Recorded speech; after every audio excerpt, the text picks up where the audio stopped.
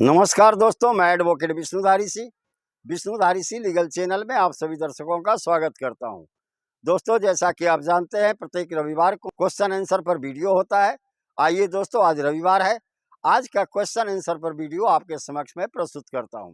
पहला प्रश्न है राजीव दाखले साहब का। इन्होंने अपने प्रश्न में कहा कि एक खरीदार ने 1 हेक्टेयर जमीन खरीदा, लेकिन वह 1 हेक्टेयर से ज्यादा जमीन पर कब्जा कर लिया। अब ऐसी परिस्थिति में वह जमीन मालिक क्या करे? उस जमीन खरीदार पर 420 का मुकदमा चलेगा? उत्तर में मुझे कहना है राजीव दाखले साहब, नहीं चलेगा। 420 का मुकदमा नहीं चलेगा। आप उस खरीदार पर पोजीशन रिकवरी सूट न्यायालय में फाइल करें, ताकि आपका जो ज़्यादा हिस्सा या ज़्यादा जमीन, रजिस्ट्री से ज़्यादा जमीन वह कब्जा कर लिया है, उसकी कब्जा वापसी न्यायालय के प्रक्रिया के द्वारा संपन्न कराया जा सके। अगला प्रश्न है संजीव शुक्ला जी का। इन्होंने अपने प्रश्न में कहा, मेरे दादाजी 3 भाई थे, उनके नाम पर कुछ पैतृक संपत्ति थी, तीनों भाइयों के नाम पर, लेकिन दादाजी के जो दूसरे भाई थे, उनके बेटे ने सारी पैतृक संपत्ति बेच दी, तो क्या अन्य भाइयों को उसमें हिस्सा नहीं मिलेगा? संजीव शुक्ला जी, इस पर मैं काफ़ी वीडियो में प्रश्नों का उत्तर दे चुका हूं। कोई भाई किसी दूसरे भाई का हिस्सा नहीं बेच सकता। उसे access to the power sale मानते हुए न्यायालय निरस्त कर देता है। दूसरे भाई के द्वारा आप संपूर्ण संपत्ति का बेचा जाना यह साबित करता है कि वह रजिस्ट्री गलत है। न्यायालय में टाइटल पार्टीशन कम डिक्लेरेशन सूट का मुकदमा फाइल करें और उस विक्रय पत्र को निरस्त कराते हुए अपना हिस्सा प्राप्त कर सकते हैं। अगला प्रश्न है देवेंद्र जी का। इन्होंने अपने प्रश्न में कहा कि आज से 20 साल पहले एक व्यक्ति ने एक जमीन विक्रेता को धोखाधड़ी करके उससे जमीन लिखवा लिया, तो क्या उसमें प्रॉपर्टी डीलर और पहचानकर्ता दोषी है? वह जमीन 3 एकड़ थी, क्या अब उस संपत्ति पर केस चल सकता है? उत्तर में मुझे कहना है देवेंद्र सिंह जी, निश्चित तौर पर चल सकता है।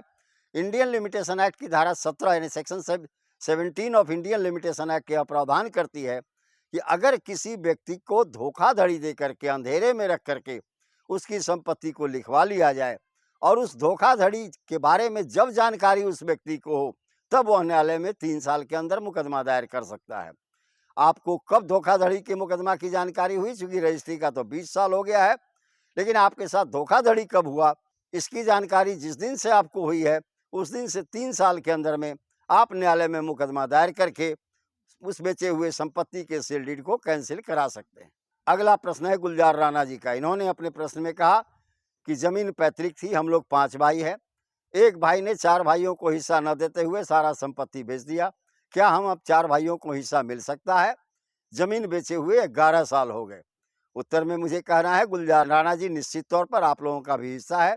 इस तरह के प्रश्न का उत्तर मैं पहले भी दे चुका हूं, लेकिन आपके सहूलियत के लिए मैं यहाँ भी दे रहा हूं। आप न्यायालय में टाइटल पार्टीशन कम डिक्लेरेशन सूट का मुकदमा करें।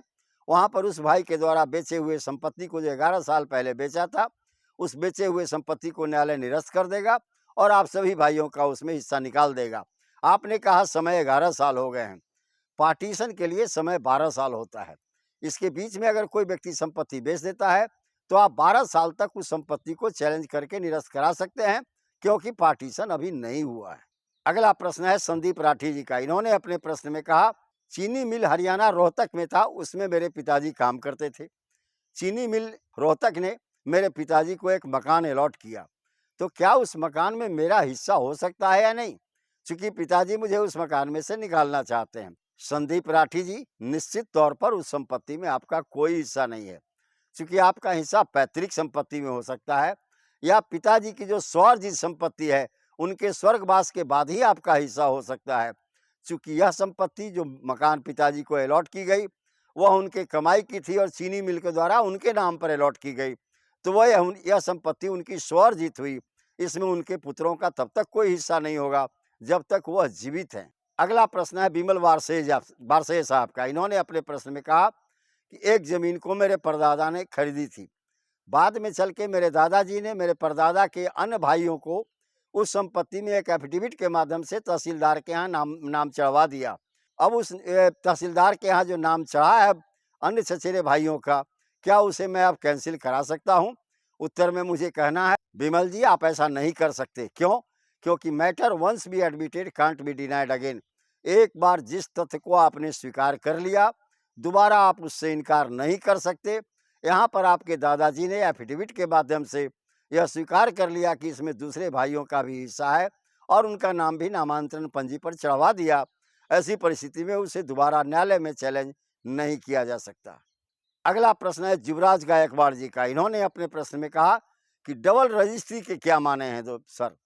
एक ही व्यक्ति ने एक जमीन को 2 बार बेच दिया, इसी को हम डबल रजिस्ट्री कहते हैं।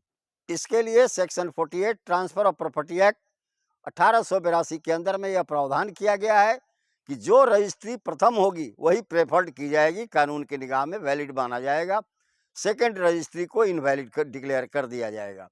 तो हमेशा याद रखें, जहां डबल या ट्रिपल रजिस्ट्री की बात आती है तो जो पहली रजिस्ट्री होती है वही मान्य होती है, दूसरे या तीसरे रजिस्ट्री का कोई वैल्यू नहीं है। धन्यवाद। अब विशेष अगले वीडियो में।